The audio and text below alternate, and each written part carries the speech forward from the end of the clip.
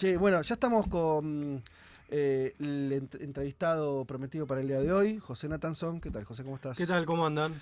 Bien, bueno, amigo de la casa, amigo personal, también de nosotros. Y si bien hace rato que queríamos que vengas al programa, eh, nos encontró la excusa del libro que sacaste y justo pusimos la entrevista un día como hoy, que es efectivamente el día que se está votando en Venezuela.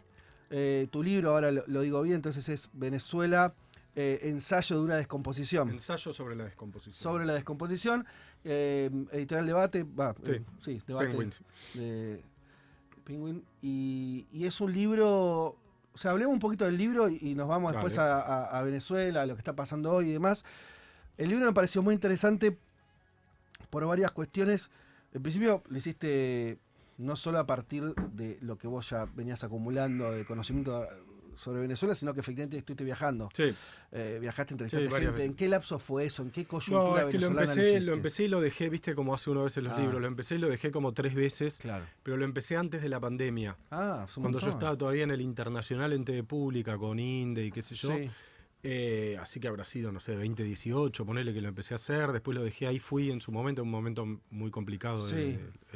casi el peor momento. O sea, fuiste en el momento de... Después de la represión. Desabastecimiento. Sí, pero después de la gran represión. Del 17. Sí, desabastecimiento, pobreza, todos yéndose, llegabas a Maiquetía y se iban todos. O sea, después lo retomé, lo volví a dejar, lo volví a retomar, pero lo fui haciendo a lo largo de los años, pues lo que yo quería con el libro, más allá de aprovechar la ocasión de las elecciones para difundirlo, porque la verdad que también no hay tanta sensibilidad a los temas latinoamericanos, y entonces las elecciones son el momento en el que alguien te presta atención, Sí. digamos.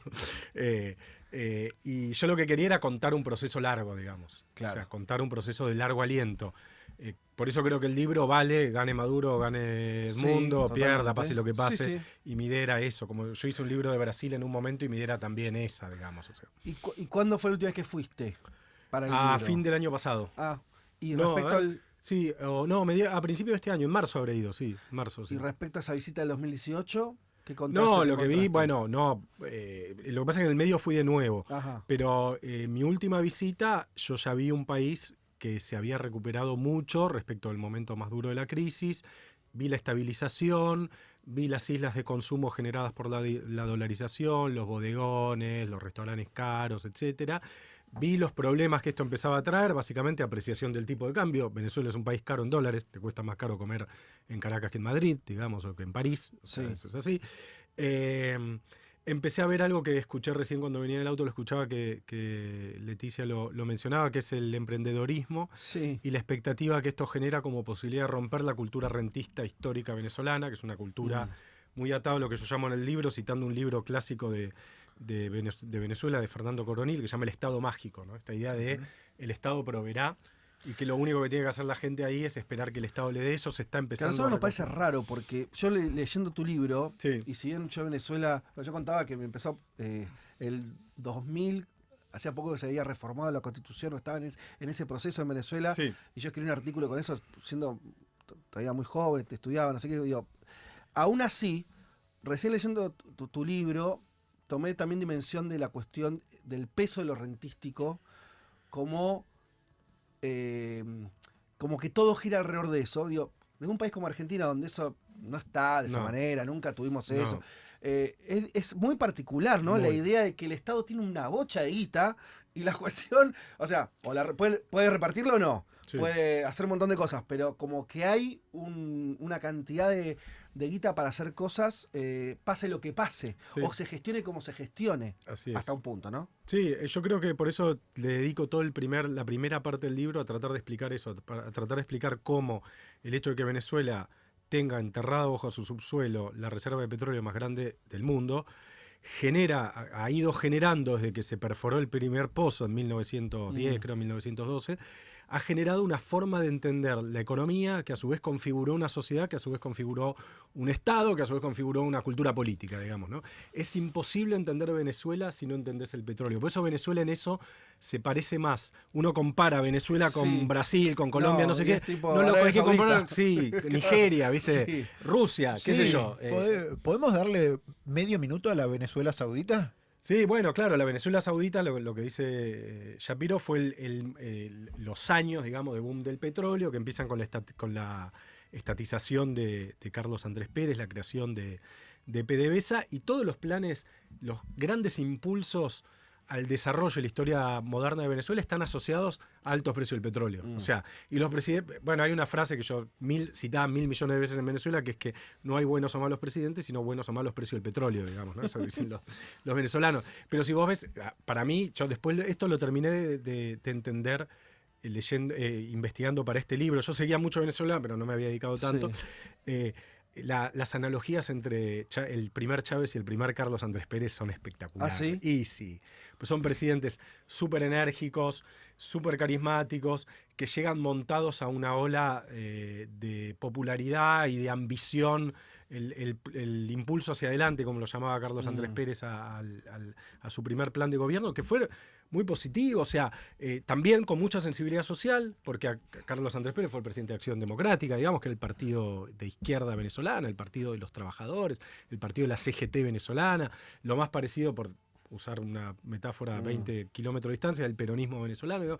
Bueno, eso en paralelo o en comparación con el primer impulso del chavismo, que también un presidente enérgico, mucho precio del petróleo para arriba después de un par de años de que Chávez llegó al gobierno, o sea, mucho impulso al desarrollo también, o sea, creación en su momento con Carlos Andrés Pérez, del complejo industrial en Guyana.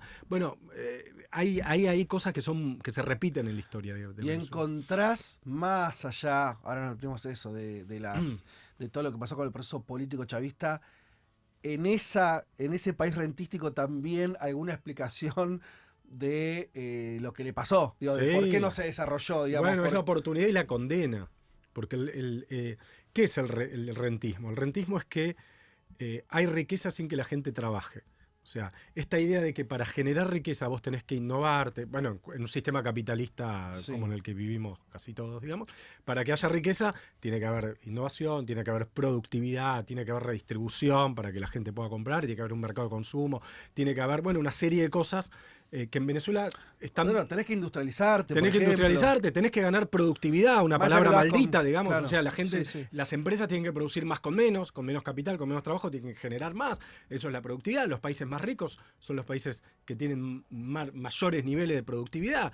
Alemania y Estados Unidos tienen niveles equivalentes de productividad. Uno más liberal, el otro menos liberal, pero trabajan para eso, las empresas son eficientes. Bueno, eso en Venezuela está muy debilitado. Siempre estuvo muy debilitado porque la riqueza está. Es esta idea de que la riqueza está. Y eso genera también enormes decepciones, como la que generó Pérez y como la que generó el chavismo. Porque, a ver, si un país el sintagma es sencillo. Si el país es rico y yo soy pobre, ¿qué pasó en el medio? ¿Alguien se la robó o alguien hizo mal las cosas, digamos? Entonces, la idea, y ahí termino, la idea es, llega un César bueno y distribuye lo que ya hay, lo que ya existe. Y también es tentador. Igualmente, eso... entrando en esa serie de lo que vos llamás descomposición, ¿no? Chávez parece al principio advertir eso y le da bastante bola a intentar construir empresa, desarrollar... Lo llama Agrobocopatel, ¿se acuerdan? Para sembrar soja, le pide ayuda a Kirchner. Carlos Andrés Pérez también. Claro. Los dos quisieron. Chávez quiso diversificar. Claro, el intento está y es más fuerte No se puede, es como que no se puede. Con precios del petróleo a $130 el barril, es imposible diversificar. No, y después está la discusión en cuántos años se puede diversificar un país también, me parece, ¿no? Porque Chávez uno lo ve a la distancia y parece que gobernó toda su vida. Fueron 13 años, 14 años. Sí. Maduro lleva 11. Sí. Ahí te quería llevar al plano de, bueno, Chávez-Maduro, continuidad. Está el famoso video que por eso Maduro gana la elección, ¿no? Donde Chávez dice, es 8 de diciembre, mi opinión firme como la luna, Nicolás Maduro. Y un proceso que hay un chavismo disidente hoy, gente que se ha ido, ¿no? Incluso que vive en Europa, exministros, que son muy críticos de Nicolás Maduro, de forma durísima, pero que siguen diciendo, mirá lo que hacía Chávez en su momento. ¿Cómo encontrás esa separación que se hace? Y que creo que incluso va a estar en la discusión hoy de lo electoral, de lo que pase, ¿no? Porque hay evidentemente también gente chavista crítica que se quedó, hubo una intervención del Partido Comunista de Venezuela poco tiempo atrás, gente que votaba a Chávez, que ahora votará a otro candidato, no a Maduro. ¿Cómo ves esa doble vía, ¿no? A ver, eso que vos decís, Juan Manuel, yo con cualquier venezolano que te sentás, la primera pregunta que se empieza, lo que primero se empieza a discutir, ¿cómo hubiera sido con Chávez? O sea, es el contrafactual omnipresente en la conversación política venezolana. Yo tengo una tesis que, como toda tesis, es simplificadora, pero que yo creo que es correcta, o por lo menos creo que estoy en condiciones de defenderla, que la pongo en el libro, que es: los problemas económicos son culpa de Chávez, el giro autoritario es culpa de Maduro. Esa es como una de las tesis de mi libro. Si vos analizás en la onda de mediano plazo, en la onda de largo plazo, el modelo rentista del petróleo se empieza a acabar, en los 80, por decir algo, ¿no? En el corto plazo, el que genera una serie de inconsistencias macroeconómicas, una atrás de otra, y las acumula y las acumula y las acumula, es Chávez. Eso después le estalla a Maduro en el 2013 cuando bajan los precios del petróleo. Pero el aumento del déficit fiscal, el aumento exponencial de la deuda externa, la pérdida de productividad de PDVSA, que también es muy importante, había llegado a producir 3 millones de barriles y cuando Chávez muere estaba en 2. Ahora está en 800.000. O sea, todo eso se gestó durante el chavismo. Es decir, Chávez es el responsable de crear una serie de problemas macroeconómicos que en el 2013, cuando se reúne la OPEP, yo lo pongo en el libro, empiezo un capítulo con eso, se reúne la OPEP y Venezuela e Irán defienden la idea de recortar la producción para subir el precio. Y Arabia Saudita dice: no, vamos a mantener los precios bajos porque queremos ahogar la industria del fracking norteamericano, que necesita precios más altos. Lo cual, además, por otro lado, es una inconsistencia geopolítica. Arabia Saudita, aliado a Estados Unidos, y Venezuela, no importa. Y en ese momento bajan los precios, siguen bajando, y ahí es cuando a Maduro le estalla la primera hiper, digamos. Entonces, las inconsistencias macroeconómicas las fabricó Chávez. Aun cuando Chávez quería, como decía Carlos Andrés Pérez, sembrar el petróleo, que era lo que siempre se decía. Pero ojo, antes de Chávez, Venezuela llegó a exportar productos químicos, llegó a exportar acero. Fueron un desastre las estatizaciones también, porque bajaron la productividad de las empresas y la producción de las empresas de una manera fenomenal, más allá de la guita que hubo que poner para indemnizar a los... El caso Sidor, que la negoció Kirchner a esa. Y que a Techín lo bien que le vino eso, digamos, bueno, pues después se financió para hacer otras cosas. Bueno, ahora, el giro autoritario es culpa de Maduro, que es en el 2015, claramente, cuando la oposición gana las elecciones legislativas, tiene 2/3 en la Asamblea Legislativa, en la Asamblea Nacional, y Maduro le anula, después de que se realizó y después de que el Consejo Nacional Electoral había dado los resultados, le anula la elección en el estado de Amazonas, le manotea 3 diputados para, bueno, ya sabemos más o menos. Ahí es cuando se pasa la línea. Entonces yo creo que la responsabilidad de la crisis económica es de Chávez, de la crisis política, del giro autoritario, es de Maduro. Esa división es clara. Ahora, hay otra cosa que aparece en el libro, creo que lo pones más al final en las conclusiones. A mí eso, yo siempre pensé parecido, que es cuando Chávez empieza a intentar pensar en salir del capitalismo o inventar la cuestión del socialismo pero no me lo quiero tomar en zorra, porque ¿viste? Ahora todo es fácil. Sí. Qué hay que evitar burlarse. Claro. Yo trato de hacerlo todo el tiempo en el libro, eso, que es no hacer chistes con lo que pasa. No, pero es que me parece que es como, no te ayudan a entender mucho, ¿no? En el momento que eso ocurrió, 2007, por ahí, 2007. Cuando hace ese intento de reforma constitucional, primero interesante que la gente quería la reelección de Chávez, porque termina votando eso, pero no la redefinición. La reconfiguración total del Estado. Claro. Y hay ahí como que Chávez como que escapa hacia adelante, ¿no? Hay como una cosa, y esto me parece que en Venezuela es muy claro, porque él intenta esta idea de, bueno, ahora vamos a hacer socialismo, y entonces, y estatizamos, y no sé qué, pero que al final todos los gobiernos, todos los procesos de transformación se encontraron con algunos límites, ¿no?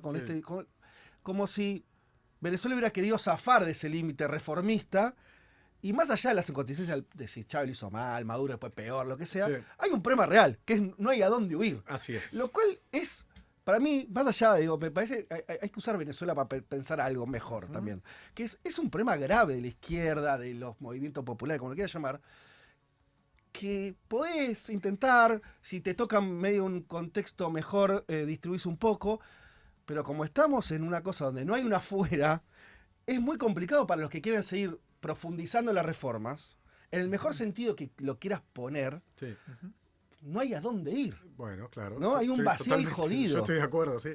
Pero A ver, yo digo ahí en el libro, es otra de las ideas, que es: Venezuela fue de todos los países del proceso de giro a la izquierda de América Latina el que intentó llevar las reformas a su punto máximo. El que estatizó más empresas, el que puso más control del cambio, el que hizo más programas sociales, no sé qué, y fue el que fracasó de manera más estrepitosa. Sí. O sea, el más radical fracasó más radicalmente. Bueno, la conclusión automática podría ser, bueno, entonces no hay que ser radical, hay que ser moderado. Yo soy partidario de esta conclusión, vos, Fede, probablemente no, digamos, pero... No, yo veo que hay un problema, quiere decir, es un problema porque todos los procesos, a un punto de su éxito nace cierta profundización. Así es raro decir, me fue bien, pero hasta acá. Sí. Digo, bueno, ¿quién quiere ¿Quién eso? quiere? No, nadie, claro, por supuesto. A eso me refiero. Sí, o profundización, o cuando no se puede profundizar, derrota. Claro. Tipo lo, qué sé yo, no sé, Chile o no sé, o Brasil en un punto. Bueno, Argentina, sí. Argentina, digo, claro. Que no radicalizó, más allá de lo que se diga acá. Sí. Digo, Cristina no radicalizó. No. Y bueno, y hace 10 años que estamos yendo y viniendo. Sí.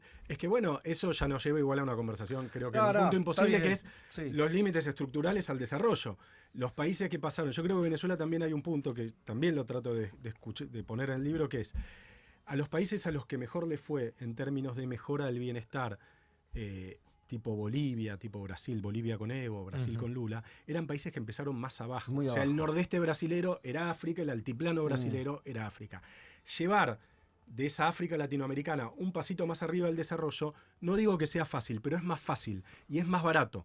Un plan de transferencia de ingresos y más o menos lo haces, digamos. En cambio, países de desarrollo más medio, tipo Argentina o tipo Venezuela, donde ya hay un piso de bienestar más alto y donde vos lo que tenés que hacer es otra cosa, es mucho más difícil. Por eso no hay caso de países latinoamericanos que hayan pasado del subdesarrollo al desarrollo. Vamos, viejo, los únicos que pueden pasar, hay una buena síntesis de Andrés Malamud de esto, los únicos que pueden pasar del subdesarrollo al desarrollo son o países de Asia, muy apoyados por Estados Unidos y por la cultura budista y lo que mongo fuera, o algún país muy apoyado geopolíticamente por Estados Unidos, tipo Israel, no sé qué. O la Unión Europea. O España, Europa Portugal del y Este, Grecia. Polonia. España, Portugal y Grecia, los países del este con dificultad, digamos, pero atraídos por ese imán de Europa. En América Latina no hay ningún caso. ¿Eso significa que los latinoamericanos somos todos tarados? No. Significa que centro-periferia y todo eso, digamos, ¿no? Bueno, Venezuela quiso, como decís, Fede, salir a lo Chávez, o sea, por arriba de eso, esa malla, y se la puso peor que cualquier otro. Muy estimulante. Igual, pero yo creo que son problemas que cada tanto hay que ponerlos sobre la mesa, porque si no parece que todo es una cuestión de, bueno, que les salió bien, les salió mal, o son esto, ¿no? Que son todos medio boludos, parece. Claro, Perdón, y no está mal eso. No es así. Che, no sé si alguien tenía más preguntas. Recordemos igual que estamos, porque hay gente preguntando por el nombre del libro. Bueno, José Nathanson escribió el libro Venezuela. Ensayo sobre la descomposición. Me está costando retener el título. Lo consiguen en todas las librerías del país. Sí, y muy recomendable por la figura de María Corina Machado, que ahora está en su estrellato político, que en su momento, en el 2014, impulsó con Leopoldo López, ¿no?, las movilizaciones más fuertes contra ese primer madurismo. Luego parecía que quedaba opacada cuando Juan Guaidó fue la estrella, ¿no? Movilizaciones muy violentas la de 2014. Sí, la salida se llamó, bueno, eso le sigue imputando hoy todavía el chavismo o el madurismo, ¿no? Esa participación firmante, además del decreto de Pedro Carmona Están en el 2002, pero es una mujer que uno la ve ahora y aparentemente ha logrado una capilaridad popular en el interior del país. ¿Cómo explicás eso, si es por ser quien quedó al margen de lo que ellos llaman, los opositores, digo, un proceso de negociaciones con el gobierno, ¿no?, señalando principalmente a Capriles como esa figura? ¿Cómo la ves a ella? A ver, ella efectivamente, tal como la describís, siempre fue la líder más intransigente de la oposición, no se presentaba a elecciones, usó la banca alterna de Panamá para hablar en nombre de Venezuela en la OEA, impulsó con Leopoldo López la salida, que fue una serie de movilizaciones muy violentas, muy violentamente reprimida después por Maduro, con muchos muertos y demás.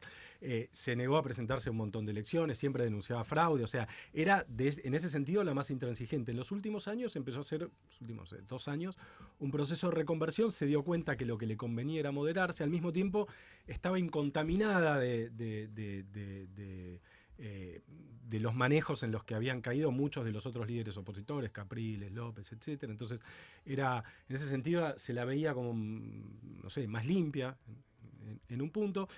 Se generó la interna opositora, en la que creo que los partidos, primero Justicia, Acción Democrática y demás, no pensaron que ella podía ganar. Ella arrasó en la interna opositora, sacó, no sé, el 95% de los votos, y lo que hizo, que creo que fue la inteligencia de María Corina en esta elección, es decir, no nos alejamos de las elecciones. Siempre, como dicen los venezolanos, nos mantenemos en la ruta electoral, que es lo que no había hecho en varias de las elecciones anteriores, digamos. ¿Por qué ahora sí? Porque aprendieron. O sea, porque también la gente aprende, o sea, los tipos aprendieron. Si en el 2018, cuando fue esa elección muy amañada en la que un candidato que había sido chavista, en Henry Falconi, que había perdido las elecciones en su estado, fue el único contrincante Maduro, sacó, no sé, 20%. Si en las del 18 la oposición unificada hubiera hecho lo que hizo ahora, capaz ganaba en ese momento. Claro. Si en ese momento estaba mucho peor Venezuela. Claro. Mucho peor. Y la participación electoral fue muy baja. Muy baja, ahí ganaban, pero caminando. Sacó 1.000.000 de votos Bertucci, hubo 3 candidatos, Maduro, Falconi y Bertucci, Sí. sacó 1.000.000 de votos Bertucci, y la participación, Maduro gana con 6 millones, pero con una participación que creo del 45. Sí, bajísima. Ya había migración en ese momento, ¿no? Entonces, pero yo creo que lo que pasó fue que la oposición aprendió y también que se unificó el liderazgo, porque los anteriores liderazgos de la oposición, incluyendo el de Capriles y el de Guaidó, habían sido muy disputados. O sea, nunca habían sido líderes reales de la oposición. Eran los candidatos. Rosales cuando ganó la Capriles, interna... ¿no? En el 2012, Chávez. 13. Entre Chávez y... Fue el que se acercó un poco más, pero Leopoldo López siempre le discutió. Claro, sí, Eran- siempre hay algo más a la derecha. Leopoldo, Sí, claro, es cierto Leopoldo eso. le discutía, o sea, y en este caso Leopoldo López está exiliado viviendo en Sí. España, Capriles como figura popular no existe, Rosales, que era el único que por ahí podía intentar, quedó limitado a su estado y se dio cuenta de que no llegaba, que yo creo que era por ahí uno de los planes de Maduro, ir contra Rosales, Sí, sí, sí. y se terminó bajando. Y la verdad que quedó María Corina, que entendió que lo que tenía que hacer era, ella estaba inhabilitada, la inhabilitaron a la persona que ella había designado, a pesar de que era una persona que nunca había ocupado un cargo público. Corina Lloris. Corina Lloris, igual la inhabilitaron y lo ponen a Edmundo, creo que tampoco en la conciencia total de que iba a mantenerse como candidato Claro. hasta el final, digamos. Pues también uno piensa, si a Maduro si Maduro hubiera querido anular el proceso, lo tendría que haber anulado en marzo. Ujú. Ahora bueno, ahora ya llegamos. No, a se va cada a día votar. que pasaba era más complicado. Bueno, pero eso habla, ¿de qué habla? A mí me lleva, pero digamos, como mis históricas simpatías, para ser franco con el proceso, a veces cualquier cosa uno lo contamina, también las simpatías y las no simpatías, o sea, uno siempre está contaminado. Pero a los efectos prácticos quería decir que hay una cuestión ahí que es tal vez algo que no se le reconoce al chavismo, que es, yo les ponía la imagen, ¿no? Inclina la cancha desde ya. Vos le llamás algo de autoritarismo caótico. Autoritarismo caótico. Sí. Que es evidente que tiene ese tipo de cosas. Ahora, con las elecciones, en general no, justamente, hasta ahora no encontré un caso de elecciones cuyo resultado fuera tocado. No se El roban los chavismo votos. perdió 3 elecciones, las 3 las reconoció, después hizo cosas con ese resultado, es decir, hizo una constituyente para opacar el triunfo legislativo de la oposición, está bien, lo que sea. Ahora, no es que agarró las urnas, la No. dio vuelta No. y truchó los votos. No, nunca lo hicieron eso. Uno pensaría que no que hay un ADN ahí, no sé, digo, como cierto límite por cómo nació el chavismo, Sí. porque es una fuerza popular, no sé, digo, ¿vos tenés la impresión de que eso también es un límite que nos van a pasar? No lo sé. Sé que efectivamente hasta ahora nunca hicieron esto. Agarrar una urna, sacar votos de la oposición y poner votos Es voto propios. electrónico, igual, tendría que Sí, hacer otra cosa. pero bueno, nunca hicieron eso. Sí. Hicieron otras cosas. Que cuando ganó la legislativa del 2015 la oposición, le chorearon 3 diputados. Sí. No dejaron que asumieran. Sí. O sea, con el Tribunal Supremo dijeron, esto estuvo mal hecho, Sí. no los pueden asumir y la oposición perdió la mayoría. Después, como sabía que si hacían otra elección perdían, frenaron el revocatorio que estaba llamando la oposición en ese momento, lo impidieron y convocaron una constituyente en el cual eliminaron el voto directo y hicieron un sistema rarísimo que Lo votabas. explicamos, sí, sí. Bueno, y era por circunscripción, además, no era voto directo. Bueno, se armaron una cosa ad hoc Sí. y le sacaron al Poder Legislativo la facultad de legislar y se la trasladaron a la Constitución. Que Antidemocrático, además pero... no generó una constitución. Es Nunca escribió espectacular. ninguna constitución como una recomendación. Sí. Pero efectivamente, Fede, nunca manotearon las urnas, nunca hicieron fraude patriótico, por Sí. decirlo de algún modo. Creo que en parte es consecuencia de algo bueno del A chavismo, ver. que es el fortalecimiento desde el principio de Chávez del sistema de voto electrónico con respaldo manual. O sea, es un sistema que es muy difícil de vulnerar, Claro. O sea, no lo podés hacer. No va por internet, las cosas van por otro lado, no sé qué. Es muy difícil, tiene que ser muy bestial. para hacerlo. Hasta ahora no lo hicieron. No estoy tan seguro que sea porque tienen un ADN democrático. Creo que es muy difícil hacerlo sin que sea tan evidente. O sea, creo que es una línea que en el 2018, pues hay que ir elección por elección, en el 2018 no lo necesitaron. En el 2015 no pensaron que iban a perder las legislativas, no pensaron que iban a perder. Cuando las perdieron dijeron, bueno, reconocemos que las perdemos y después armamos esto para anular de facto el resultado. Ahora con una presidencial es más difícil, porque ¿qué van a decir? ¿Que ganó, que no ganó? No, o sea, claro. lo van a inhabilitar al tipo después, como hicieron con el hermano de Chávez en Barinas. O sea, ¿qué van a hacer? El hermano de Chávez, que era el candidato Sí, gobernador, hubo doble elección. se presentó y al que ganó, que era opositor, lo inhabilitaron después de que ganó. No creo que puedan hacer eso. ¿Te encontraste con algún dirigente del chavismo o alguien cercano al chavismo actual, al madurismo, que piense en términos de, bueno, tal vez podamos perder la elección, pero si eso pasa, no sé, vamos a reconstruirnos como oposición y entonces, digo, un juego donde exista la posibilidad de no estar en el poder? No. ¿No? Cuando yo hablé, en general no, porque el argumento de ellos, que también es un argumento razonable, si a nosotros, ojo, igual cuando yo estuve la última vez todavía, este proceso fue muy rápido también. Entonces, este último. Claro, esta instalación de un clima de normalidad democrática en Venezuela es algo de los últimos 2 meses. Claro. O sea, de los últimos 2 meses. Ahora, cuando yo hablaba con ellos lo que te decían, lo que pasa es que si nosotros nos vamos, nos tenemos que ir a Cuba o nos van a meter presos. No hay posibilidad de que la oposición genere un gobierno con garantías hacia nosotros. Yo creo que hoy sí está esa posibilidad. ¿Por qué? Creo que hubo, bueno, me parece que hubo, primero que hay que algo lo decía Leticia desde ahí, por eso es bueno siempre tener corresponsales. Sí, claro. Hay una demanda de paz. Sí. O sea, de hecho la campaña de Maduro clarísimo. no dijo, vamos a hacer la constitución, la reforma, no sé qué. Paz y estabilidad, viejo. Sí. O sea, una campaña conservadora en el sentido clásico de la utilización de la palabra, conservadora. Entonces, hay una demanda de paz. Yo creo que la sociedad se va a enojar mucho con cualquiera de los dos actores si la pudre, sea la oposición, sea el chavismo. Entonces, eso por un lado. Y por otro lado, hubo algún nivel de acuerdo gobierno-oposición, que fue lo que permitió anotar la candidatura de Edmundo, que Rosales bajara su propia candidatura. Hay ahí un nivel de diálogo al que uno nunca, yo por lo menos nunca accedo, pues no sé si Maduro habla con quién. Sabés que hay canales de diálogo abiertos que nunca se cortaron, porque en Venezuela nunca se terminaron de cortar. Hay un grupo de Boston que reúne a diputados de los dos países. ¿Grupo de Boston? Sí, se llama. Lo llaman así porque hubo una reunión primero en Boston, pero en Barbados también se encontraron. Sí, hay en Qatar. En Qatar antes, Jorge Rodríguez se encontró con el enviado de Estados Unidos, ¿no?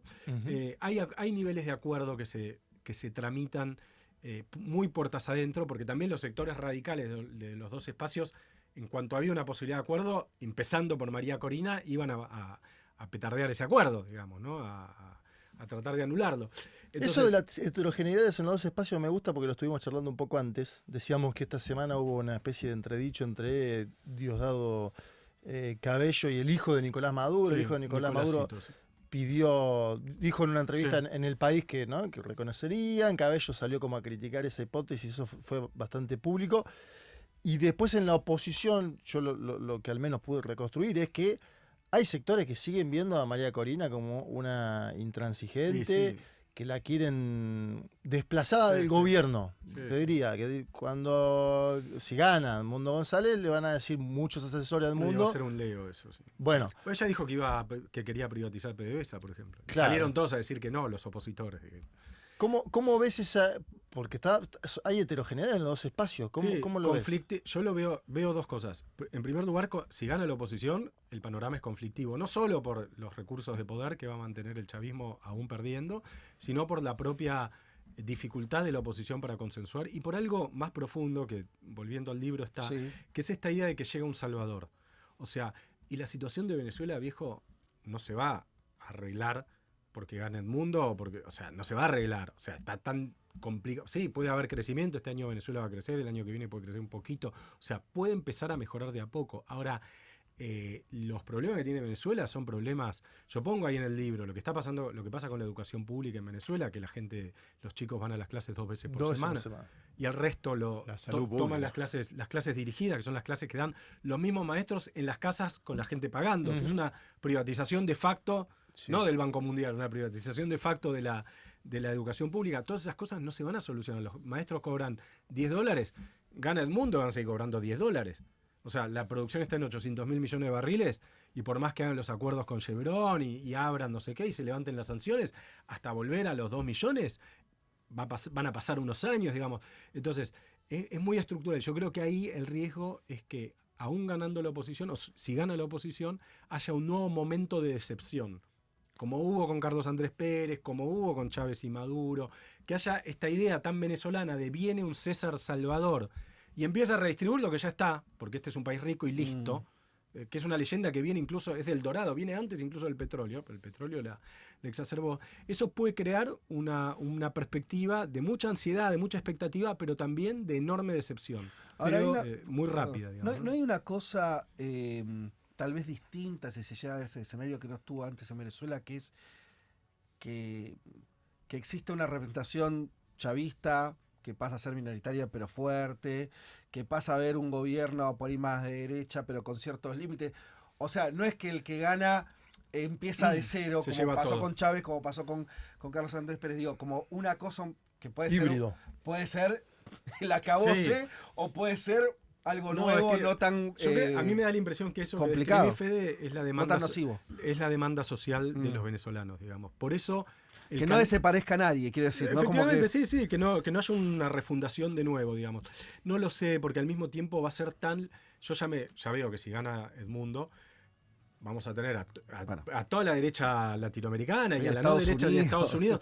Va a haber un apoyo que va a durar 15 minutos. Y al minuto 16, Venezuela se va a encontrar con los problemas que tiene, que son problemas que son anteriores a Chávez: la dependencia del petróleo, la dificultad para diversificar las exportaciones, no sé qué. Todo eso va a seguir persistiendo y va a ser muy difícil desarrollarse así, digamos. No hay una pregunta desde la estructura, digo, no pensando en el desarrollo, sino pensando en volver a los 10, 15, 20 mil dólares de PIB per cápita, que es Venezuela viene de muy abajo, viene en su vida, tiene a su vez problemas muy serios en su educación y salud pública, digo, así como tuvo una dolarización que fue de abajo para arriba, la privatización también funciona de esa manera. ¿No hay un margen para que la mejora gradual sea reconocida y abrazada como esquema en este marco? Digo, con la gente... Una cosa que me parece interesante de lo que recogía Leti en Caracas, hablando con gente que estaba haciendo una changa, era bueno, sí, ahora llego a fin de mes, hemos estado peor. Digamos, de sostener eso como mejora continua. Puede ser, sería razonable, pero yo creo que choca un poco de nuevo con las culturas políticas. Decir cultura política es lo mismo que no decir nada, digamos, porque es como las brujas, digamos, no sabes dónde están. Ahora, la cultura política venezolana no es eso. La cultura política venezolana es expectativa de que las cosas se solucionen pronto. ¿Por qué? Porque tenemos la reserva de petróleo más grande del planeta. Es lo que esperaron de Carlos Andrés Pérez, es lo que esperaron de Chávez. Yo creo que en un punto es lo que podría ocurrir y lo que podría esperar la sociedad si gana, que es lo que creo que también explica el fenómeno María Corina Machado, digamos, ¿no? Claro. Porque Edmundo no es candidato porque la gente lo quiso, candidato porque era ella. Era ella, y ella era más parecida a Chávez y a Carlos Andrés Pérez que... Refundación, líder enérgica, salvadora, no sé qué. Bueno, entonces... Eso es algo que pero es mi imaginación, son elucubraciones y especulaciones. Estamos terminando, pero hay una pregunta de un oyente. Yo ya sé cuál es la respuesta, pero es una pregunta que me parece que varios pueden tener en la cabeza, que es ¿cómo pondera el tema del bloqueo en este fracaso? ¿Cuentas bancarias y empresas del Estado venezolano confiscadas por Estados Unidos? ¿Esto no fue determinante como sucede con el bloqueo a Cuba? Lo pregunta Adrián de Ushuaia. No, Adrián, no, porque la crisis económica de Venezuela es anterior al bloqueo. El bloqueo empieza en el 16, o incluso un poquito antes, con la inhabilitación para tener en el exterior cuentas de algunos funcionarios del gobierno venezolano. Tipo como Rusia. sanción. Como sanción, que es para que los que supuestamente se enriquecieron con la corrupción no puedan resguardar sus recursos mal obtenidos fuera del país. El bloqueo posta empieza ya con Trump en el 17. Y la crisis económica venezolana alcanza con chequear cualquier índice, empieza en 2013-2014. O sea, la economía de Venezuela se desploma antes que el bloqueo, que las sanciones. Las sanciones agravaron el desplome, por supuesto. Fueron muy duras, pero le obligaron sobre todo a Venezuela a vender el petróleo a un precio más bajo que el internacional, porque tuvieron que triangular con barcos no sé qué, y le dificultaron también la importación de alimentos, y le dificultaron la posibilidad de que PDVSA se refinancie su deuda, que es algo que se usa mucho en las compañías. O sea, sí afectaron, no digo que no afectaron, pero no es la causa de la crisis económica venezolana, como sí es una de las causas de la debacle económica cubana, que es anterior, es muy diferente, digamos. Que además tenemos el ejemplo de Rusia ahora, para ver una economía petrolera totalmente sancionada, que toma otra y funciona, digo, después más allá de lo que opine Putin, ¿no? Total.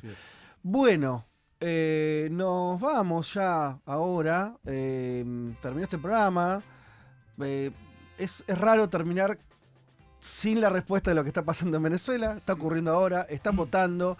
Hoy va a ser una noche intensísima en Caracas, en Venezuela. La tenemos a Leti ahí. Bueno, ojalá que pueda hacer su laburo bien, tranquila. Ojalá que sea con paz y tranquilidad. Gracias, José. No, gracias a ustedes. Siempre voy a decir una cosa. Siempre escucho el programa, no en vivo, sino lo escucho y la verdad, a lo largo de los años es el programa de política exterior, de política internacional.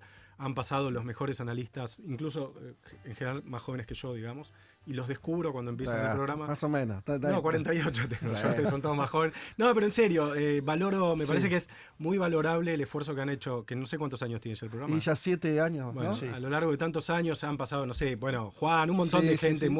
Los mejores para pensar la política internacional y el mundo han pasado por acá, así que felicitaciones, siempre me gusta mucho esto. Es un espacio que me gusta mucho. Gracias por las palabras. No, pero de verdad. Bueno, y así nos vamos, ¿no? Y tenemos que despedir hoy. Son los últimos segundos. Y mira, le hicimos trabajar más porque era su último día a nuestro gran operador, Juan Tomala, que se va a otros destinos. Tomala, un gigante. Uno sabe que el que sea sin que le echen, va a volver. Es solamente unas vacaciones largas que se toma de nosotros. Así que bueno, gracias porque es el ejemplo más acabado del trabajo que no se ve, pero sin ese trabajo no habría micrófonos encendidos, amigas y amigos. Así que gracias, Juan, por todo lo que pusiste en este programa y que te vaya bien en lo que emprendés ahora. Nosotros nos reencontramos el domingo que viene, como siempre, a las 12 del mediodía. Tengan una buena semana. Chau.